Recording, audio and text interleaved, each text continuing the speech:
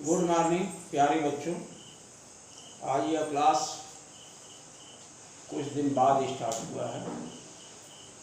उसमें अगर कहा जाए तो सबसे बड़ा कारण आप लोग, क्योंकि आप लोग काम करते नहीं हो, आप लोग पढ़ना नहीं चाहते हो, लेकिन कुछ बच्चों के आग्रह पर पुनः क्लास शुरू किए हैं। तो अगर आपको पढ़ना है तो मन से पढ़ो, अदरवाइज क्या जो है उसमें खेल खेल रहे हो कि नहीं खेल रहे हैं। पढ़ना हो तो ढंग से पढ़ना। पिछले क्लास जो हमारा था उसमें आप लोगों को बताए थे कि वाइड्स होते हैं, यानी रिक्तियां होती हैं, और रिक्तियों के बारे में बताए थे कि रिक्तियां कितने प्रकार की होते हैं। 3 प्रकार के आप लोगों को बताए थे। एक होता है ट्राइगोनल, दूसरा बताए थे आप लोगों को टेट्राहेड्रल, और तीसरा बताए थे ऑक्टाहेड्रल।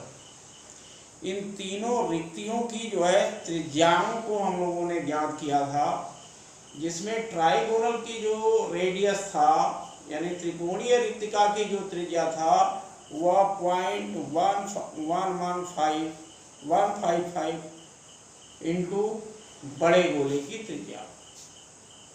दूसरी बात हम लोग किए थे कि जो है टेट्राहेड्रल है तो उसमें क्या किए थे, 0.225 किए थे।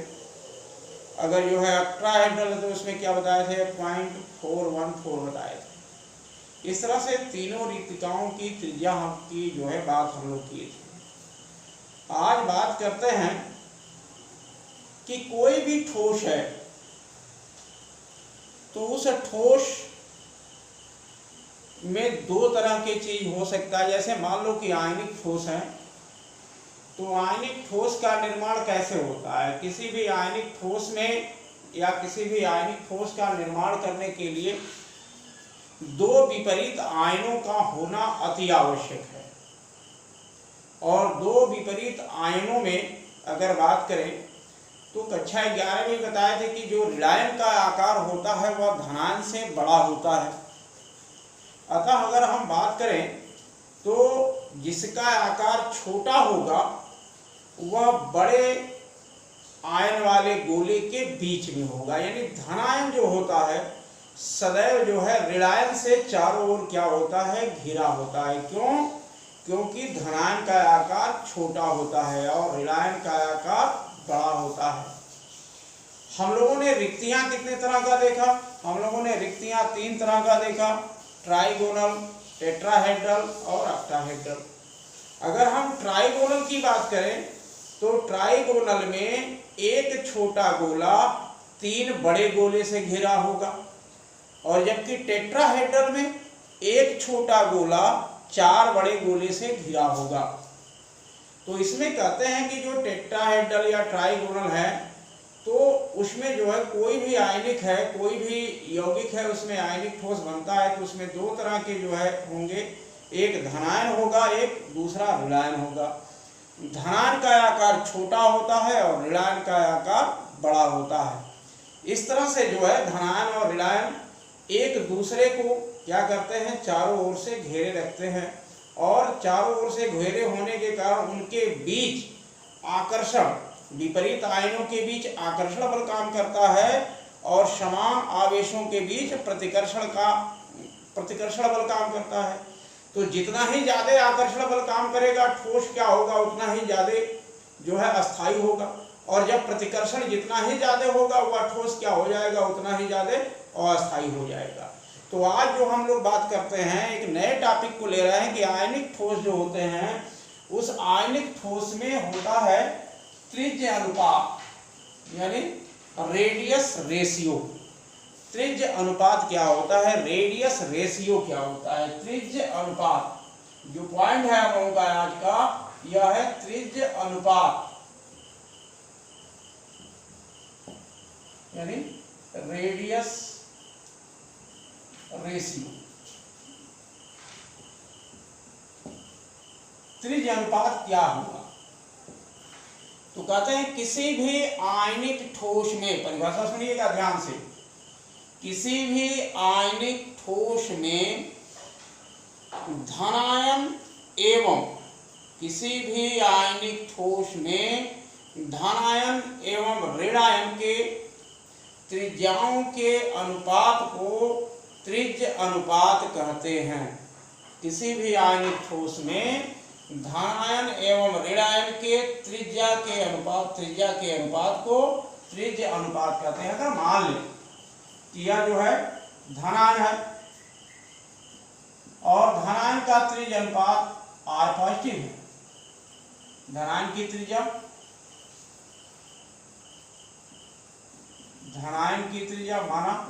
मान लेते हैं धनायन की त्रिज्या R पॉजिटिव, और ऋणायन की त्रिज्या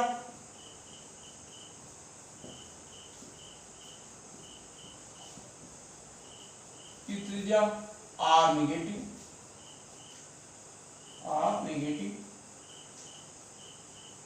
तो त्रिज्य अनुपात R इक्वल टू क्या हो जाएगा, अभी परिभाषा दिया है कि धनायन एवं ऋणायन के त्रिज्या के अनुपात को क्या कहते हैं, त्रिज्य अनुपात कहते हैं। तो यह क्या कहलाएगा, त्रिज्य अनुपात कहलाएगा।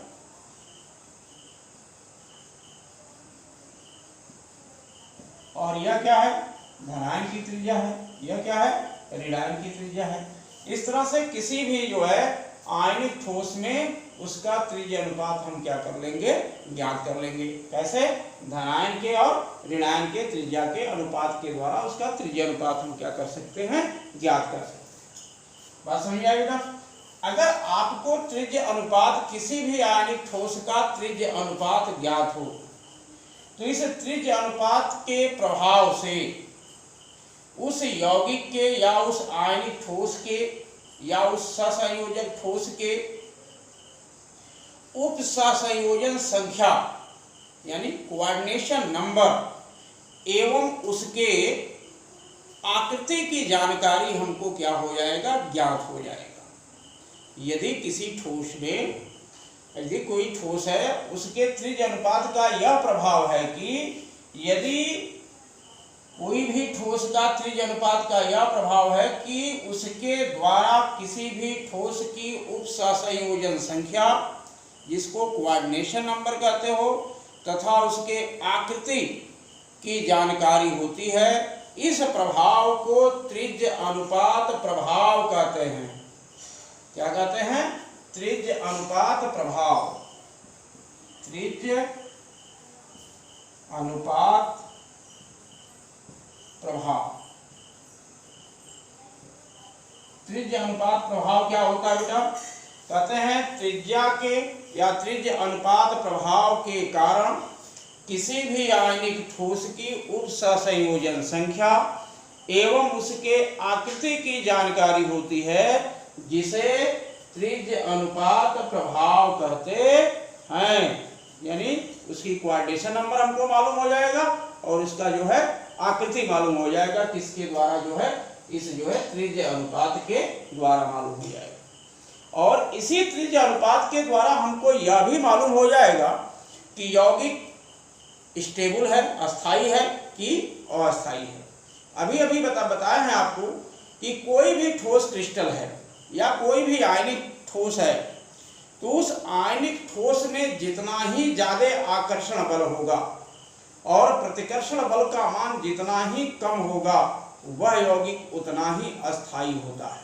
आपको कुछ फिगर दिखाते हैं, इसमें कौन अधिक अस्थाई है और कौन कम अस्थाई है, यानी अस्थाई नहीं है, या किसके संरचनाओं में कैसे परिवर्तन कर सकते हैं, क्या हो सकता है, क्या बढ़ सकता है, क्या घट सकता है। इसको कुछ आपको अभी जो है फिगर दिखाते हैं, उसके द्वारा आपको बताते हैं। इसमें 3 आपको मैं फिगर दिखा रहा हूं। सपोज करिए कि यह आयनिक ठोस है और इस आयनिक ठोस में यहाँ पर यह है,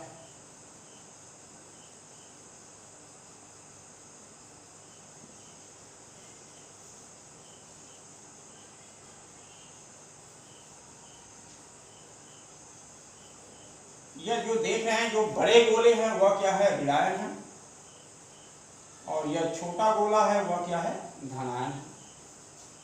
यहां पर देख रहे हैं कि यह तीनों ऋणायन जो है इस धनायन को तो स्पर्श कर रहे हैं, लेकिन यह आपस में स्पर्श नहीं कर पा रहे हैं। तो यह जब आपस में स्पर्श नहीं कर रहे हैं तो इनके बीच में देख रहे हैं क्या है, रिक्त स्थान है। इन रिक्त स्थानों को भरने के लिए और अधिक ऋणायन इसमें क्या हो सकते हैं, आ सकते हैं। इसके वजह से इसके उप सहसंयोजन संख्या यानी कोऑर्डिनेशन नंबर, अभी इसके संपर्क में एक गोले, किसी भी एक गोले के संपर्क में जितने गोले होते हैं उन गोलों के संख्या को हम लोग क्या कहते हैं, सीएन नंबर या कोऑर्डिनेशन नंबर या उप सहसंयोजन संख्या कहते हैं। यहाँ पर देखिए कि इस धनायन के संपर्क में कितने हैं, 3 ऋणायन है, तो इसकी उप सहसंयोजन संख्या कितनी होगी, 3 होगी। लेकिन यहाँ पर देखिए कि इसके बीच में रिक्त स्थान है, खाली स्थान है, यानी इसमें और गोले आ सकते हैं और ऋणायन इसमें क्या हो सकते हैं, आकर के प्रवेश कर सकते हैं। इसके वजह से इसके कोऑर्डिनेशन नंबर में क्या हो सकता है, वृद्धि हो सकता है। इसके कोऑर्डिनेशन नंबर में क्या हो जाएगा, वृद्धि हो जाएगा। जब तो यहाँ पर देखिए कि इनमें आकर्षण बल का मान अधिक है और प्रतिकर्षण बल का मान कम है, लेकिन यहाँ पर कोऑर्डिनेशन और नंबर और बढ़ सकता है। इसमें इसकी स्टेबिलिटी क्या हो सकती है, और बढ़ सकती है। इसमें स्टेबिलिटी और क्या हो सकती है, बढ़ सकती है। और इसमें स्टेबिलिटी बढ़ने पर इसकी स्थायित्व क्या हो जाएगी, बढ़ जाएगी। एक बात यह होगी। दूसरी आप देखो यह कि अगर हम लोग इस तरह से देखें, यह 3 बड़े गोले हैं और यह तीनों बड़े गोले आपस में स्पर्श कर रहे हैं तथा इसके बीच में एक छोटा गोला यह डाल दिया है। यह जो है सब क्या है, ऋणायन है और यह क्या है, धनायन है। यहाँ पर यह तीनों आपस में स्पर्श कर रहे हैं और साथ ही साथ यह तीनों आपस में स्पर्श कर रहे हैं और साथ ही साथ यह तीनों इस धनायन को भी स्पर्श कर रहे हैं। ऐसे कंडीशन में क्या बताओ, और गोले इसमें आ सकते हैं, नहीं आ सकते हैं। इसमें से और कोई निकाले जा सकते हैं, नहीं निकाले जा सकते हैं। तो यह क्या होगा, सबसे ज्यादा अस्थायी होगा, जिसके उप सहसंयोजन संख्या में कोई भी परिवर्तन नहीं किया जा सकता। क्यों नहीं किया जा सकता, क्योंकि यह जो इसमें वाइट्स बना है, जो यह रिक्तियां बनी है या जिस जो यह धनायन है, वह तीनों के जो है स्पर्श कर रहे हैं और यह तीनों आपस में क्या कर रहे हैं, स्पर्श कर रहे हैं। इसलिए इसके कोऑर्डिनेशन नंबर में, इसके जो है सहसंयोजन संख्या में कोई परिवर्तन आप नहीं कर सकते हो। तीसरा आपको फिगर दिखा रहा है। तीसरे फिगर की अगर बात करें तो देखिए, एक यह है, दूसरा यह ऋणायन है और तीसरा यह ऋणायन है। यहाँ पर यह जो है धनायन है। यहाँ पर देखो कि यह तीनों ऋणायन को आपस में क्या कर रहे हैं, स्पर्श कर रहे हैं, लेकिन यह तीनों धनायन को स्पर्श नहीं कर रहे हैं। क्यों, क्योंकि इनके आकार बड़े हो गए हैं या इनमें ज्यादा आपस में है, इसलिए आपस में तो स्पर्श कर रहे हैं, लेकिन इस पर इसमें स्पर्श नहीं कर रहे हैं। इससे किससे, धनायन से। तो यहाँ पर आप क्या कर दो, यह धनायन है, यहाँ पर क्या हो सकता है, ऐसे कंडीशन में इससे भी स्पर्श होना चाहिए, तब जो है वह ठोस, पूर्णतः ठोस होगा। इस कंडीशन में या वह सबसे अस्थायी ठोस होगा। ऐसे कंडीशन में इसमें क्या करना पड़ेगा कि इसकी उप सहसंयोजन संख्या क्या करना पड़ेगा, घटाना पड़ेगा। तो यह 3 बातें रही आपको कि एक जो है आपस में या स्पर्श कर रहे हैं, लेकिन यह आपस में स्पर्श नहीं कर रहे हैं, यह सबसे स्टेबल है, सबसे अस्थायी है जो, और यहाँ पर यह है। तो ऐसे कंडीशन में यहाँ पर उप सहसंयोजन संख्या बढ़ सकता है और यहाँ पर उप सहसंयोजन संख्या क्या हो सकता है, घट सकता है।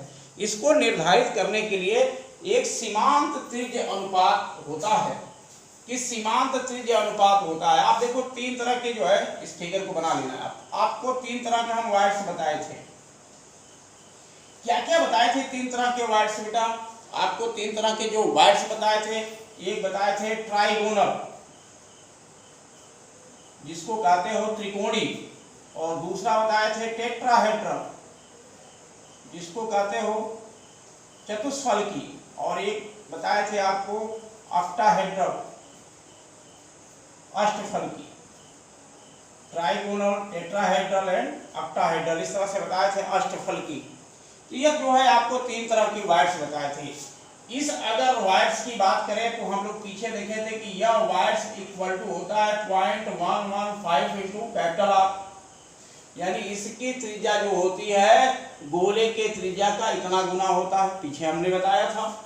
अगर इसकी बात करो तो इसके लिए आपको बताया था कि r equal to 0.225 into capital R, यानी इसकी जो त्रिज्या होती है इस बड़े गोले के या जो बड़े गोले हैं इसके त्रिज्या का इतना गुना होता है। तीसरी बात बताए थे आपको हम पीछे क्लास में ऑक्टाहेड्रल के लिए बताए थे क्या, 0.414 इंटू कैपिटल R, यानी इसकी जो त्रिज्या होती है वह इस बड़े गोले के इतने गुना होता है। इन सभी त्रिज्याओं की एक लिमिट होता है, एक रेंज में रखा जाता है, जिसे क्या कहते हैं, सीमांत त्रिज्या अनुपात कहते हैं। इसके रेंज को, इन त्रिज्या अनुपातों के रेंज को क्या कहते हैं, परास को क्या कहते हैं, सीमांत त्रिज्या अनुपात कहते हैं। यानी कुछ की अगर बात करते हैं कि आपको एग्जाम्पल सहित बात करते हैं कि कैसे निर्धारित करता है कि यौगिक की उपसंयोजन संख्या कैसी होगी, कैसे यह निर्धारित करेगा कि यौगिक की जो है आकृति कैसी होगी, और कैसे यह निर्धारित करेगा कि इसका त्रिज्या अनुपात, यानी यह तीनों बातें आपको दिखाते हैं। दिखाने के लिए आप यह जो है एक चार्ट आपको बना देते हैं, यह चार्ट है।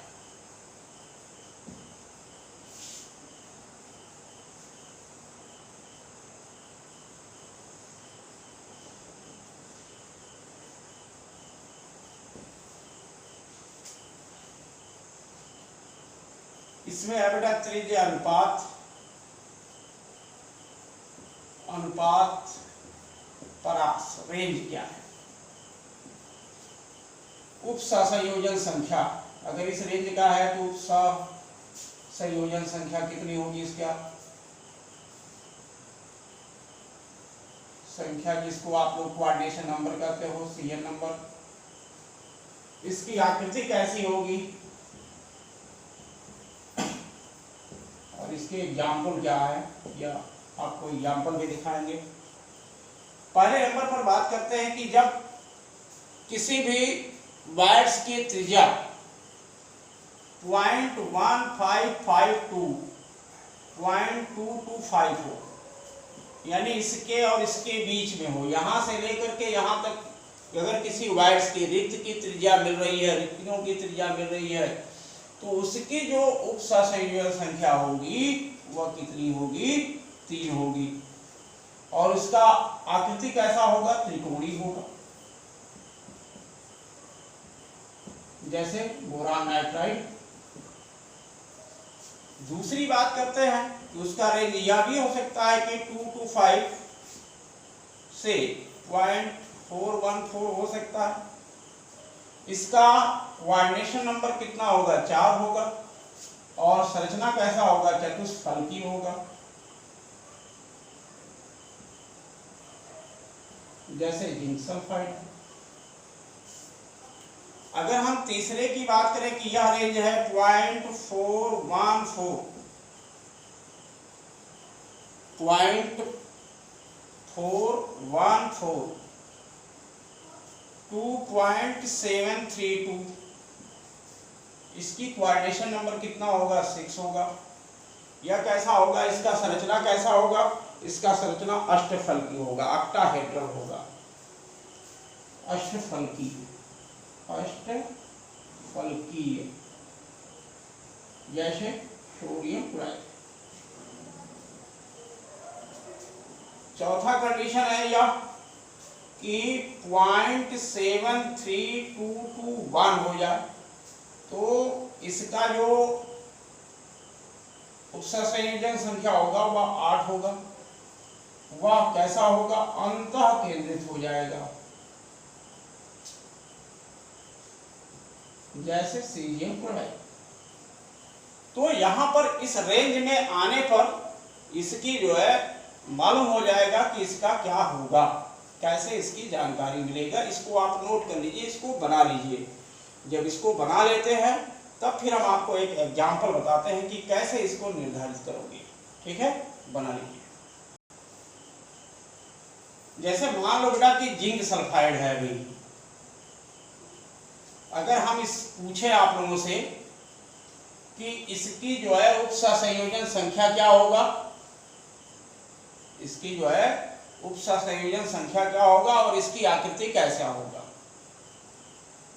जिसमें यह कह दे रहे हैं कि जिंक आयन की जो त्रिज्या है, रेडियस है, वह जो है 0.74 एंगस्ट्रॉम है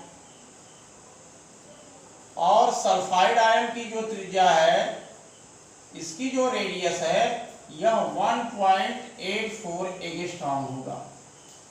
और हम पूछ रहे हैं कि इसका जो है संरचना और इसकी उप सहसंयोजन संख्या है, बताइए। तो कैसे बताएंगे, पीछे आपको फार्मूला बताया है कि इसका जो है त्रिज्या अनुपात इक्वल टू होगा R positive upon R negative. R positive कितना है, 0.74 है और यह कितना है, 1.84 है। क्या कर सकते हो, इसमें इसको जो है डिवाइड दे दो, डिवाइड कर लो, तो कितने बार जाएगा, 18 चौक 72, लगभग 0.402 इसका रेशियो यह आएगा। अब 0.402 इसका रेशियो आ रहा है, तो देखो आपने जो रेंज देखा था उसमें क्या था, 1.552 क्या था, 225 था। दूसरा रेशियो क्या था, 2252 क्या था, 0.414 था। तीसरा रेशियो क्या था, 4142 0.732 था। चौथा रेशियो क्या था, 0.73221 था। यह किसके बीच में पड़ रहा है, यह देखो इसके बीच में है। जब यहां है तब के लिए कोऑर्डिनेशन नंबर कितना था, 4 था। इसकी आकृति कैसी थी, चतुष्फलकी थी, टेट्राहेड्रा, क्योंकि यह इसी के बीच में है, इसी के बीच में है, 0.404 इसी के बीच में आएगा। तो इसकी संरचना कैसी होगी, चतुष्फलकी होगा और इसका कोऑर्डिनेशन नंबर कितना होगा, 4 होगा। इस तरह से आप क्या करोगे, ज्ञात करोगे। एक एग्जांपल देख लिए। तो एग्जांपल क्वेश्चन आपसे पूछेगा कि एक जो है आयनिक ठोस है जिसमें धनायन की त्रिज्या इतनी है, इतना पिकोमीटर है, और ऋणायन की त्रिज्या इतना पिकोमीटर है, तो उसे जो है आयनिक ठोस की जो है उप सहसंयोजन संख्या कितना होगा और इसका जो है संरचना कैसा होगा। इस तरह से आप बता सकते हो। नहीं तो देख लो एक दूसरा एग्जांपल आपको बताते हैं। मान लो कि एक सोडियम क्लोराइड है, सोडियम क्लोराइड का ठोस है और सोडियम क्लोराइड के ठोस में सोडियम की आयनिक त्रिज्या आपको दिया हुआ है और जो है क्लोराइड की आयनिक त्रिज्या दिया है। मान लेते हैं कि सोडियम की आयनिक त्रिज्या, सोडियम आयन का R पॉजिटिव है 0.95 एंगस्ट्रॉम है और क्लोराइड का जो है इसकी त्रिज्या जो है 1.18 है। और आपसे कह दे कि आप भाई बताओ कि इसका जो है आकृति कैसा होगा, इसके बारे में आप बताओ। तो आप क्या करोगे, इसके लिए आप यही करोगे कि R इक्वल टू हो जाएगा R positive upon R negative. यह क्या बेटा 0.95 है एंगस्ट्रॉम और यह कितना है 1. यह एंगस्ट्रॉम है।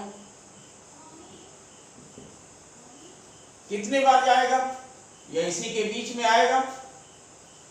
अगर इसको डिवाइड करो तो यह कितने बार हो जाएगा, इसमें यह हो गया, पॉइंट ले गए 18 5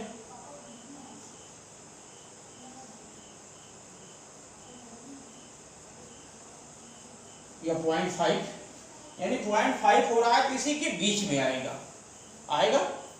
तो जब इसी के बीच में आएगा तो इसका कोऑर्डिनेशन नंबर कितना हो गया, 6 हो गया। संरचना कैसा बनेगा, अष्टफलकीय संरचना बनेगा।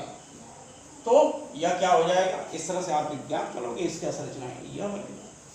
या कुछ और हो, जैसे सीजियम क्लोराइड आ रहा हो। सीजियम क्लोराइड की अगर बात करें कि जैसे मान लेते हैं आपको दे दिया कि सीजियम क्लोराइड है, सीजियम क्लोराइड, और क्या दे कि भैया बताओ कि इसका जो है संरचना कैसा होगा, इसके जो है कोऑर्डिनेशन नंबर कितना होगा, जिसमें सीजियम का जो है त्रिज्या जो है, सीजियम धनायन की त्रिज्या 1.69 एंगस्ट्रॉम है और क्लोराइड आयन की त्रिज्या जो है 1.81 एंगस्ट्रॉम है।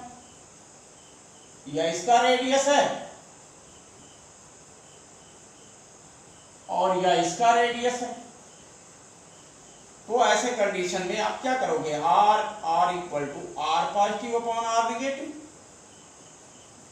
आर पॉजिटिव अगर देखो तो कितना है 1.69 और यह कितना है 1.81। कितनी बार हो जाएगा, कितना जा सकता है 0.9। अगर 0.9 जाता है तो यहां पर देखो क्या है, इसके बीच में आ रहा है, इसका जो है कैसा क्वाड्रेटिक नंबर कितना था 8 था, इसका क्वाड्रेटिक नंबर 8 है। यह कैसा होगा, अंतर केंद्रित होगा, इसके सेंटर्ड में फंसे हुआ जाकर होगा, इसको जिसको आप लोग क्या कहते हो बीसीसी बॉडी सेंटर्ड क्यूबिक बन जाएगा। तो इस तरह से आप किसी का भी क्या कर सकते हो, किसी की भी स्ट्रक्चर और इसका जो है क्वाड्रेटिक नंबर क्या कर सकते हो, ज्ञात कर सकते हो। तो ये सारी बातें जो है कैसे पैकिंग हुआ, कैसे क्या हुआ, किसमें कैसा वाइट्स बना, उस वाइट्स की रेडियस कितना है, इस तरह से हम लोगों ने ठोस के बारे में देखा। इस ठोस के इन घटनाओं के बाद हम दूसरी बात करते हैं, यह सब आप लोग देख लेंगे, ऐसा कोई प्रॉब्लम आएगा तो कर भी लेंगे, या हम कुछ प्रॉब्लम आपको बोल देते हैं, उसको आप लोग एक बार जो है ये 2 क्वेश्चन हैं। पहले क्वेश्चन में मैग्नीशियम ऑक्साइड क्रिस्टल की संरचना ज्ञात दीजिए, कैसी संरचना है। यदि धनायन की त्रिज्या 65 पिकोमीटर तथा ऋणायन की त्रिज्या 140 पिकोमीटर है, धनायन के उपसंयोजन की संख्या भी ज्ञात कीजिए कि धनायन की उपसंयोजन संख्या क्या होगी।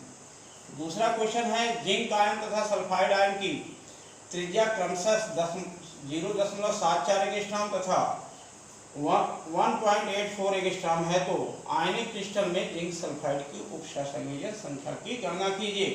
ये दोनों प्रॉब्लम आप लोग जो है कर लीजिएगा, इसको नोट कर लीजिए, नोट करके यह दोनों प्रॉब्लम करिएगा, करके जो है इसको व्हाट्सएप ग्रुप पर बच्चे और बच्चियां दोनों व्हाट्सएप ग्रुप पर अवश्य भेजेंगे। अगर नहीं समझ में आएगा तो हमसे पूछ लेंगे व्हाट्सएप पर, अगर आ जाएगा तो पूछ लीजिएगा, जिसको नहीं आएगा वह जो है कमेंट में भी कर सकता है, और आप लोग बेल आइकन दबाएंगे तो ठीक रहेगा, बहुत अच्छा होगा। अगर नहीं दबाएंगे तब भी कोई बात नहीं है, मगर यह आप लोगों के ऊपर है कि उसको जो है सब्सक्राइब करिए और बेल आइकन दबाइए। मैं बार बार कहता हूँ, पता नहीं आप लोग करते हैं कि नहीं करते हैं, और नहीं आया है, नहीं आ रहा है तो कमेंट में बताइएगा, अगर आ गया होगा तब भी कमेंट में हमको बताइएगा कि हाँ समझ में आ गया है कि नहीं आ गया है, कमेंट भी अवश्य करिए, और जो है या पूरी बात समझिएगा।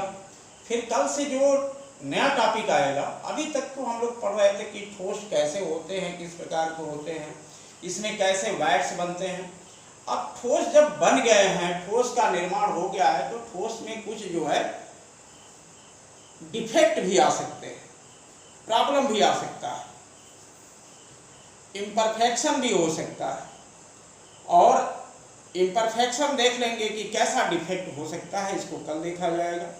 अगर यह डिफेक्ट सही हो गया, कल देख लिया हम लोग डिफेक्ट हो गया, तो फिर इसके बाद सॉलिड की कुछ प्रॉपर्टी है, उसमें सॉलिड में 2 तरह के प्रॉपर्टी होते हैं। एक तो सॉलिड में प्रॉपर्टी होता है कि सॉलिड की विद्युत चालकता की, और दूसरा होता है चुंबकीय गुण की, मैग्नेटिक प्रॉपर्टी। एक होता है इलेक्ट्रिक प्रॉपर्टी, दूसरा होता है मैग्नेटिक प्रॉपर्टी। यह चैप्टर इतने 3 बातें बस पढ़ना है, defect of solid, property of solid, यानी 2 बातें पढ़ना है। यह इतना आज देख लीजिएगा, फिर कल से जो है आपको नया चैप्टर उसी का नया खंड पढ़ाएंगे, और फिर चैप्टर को एंड की तरफ चलेंगे। Thank you.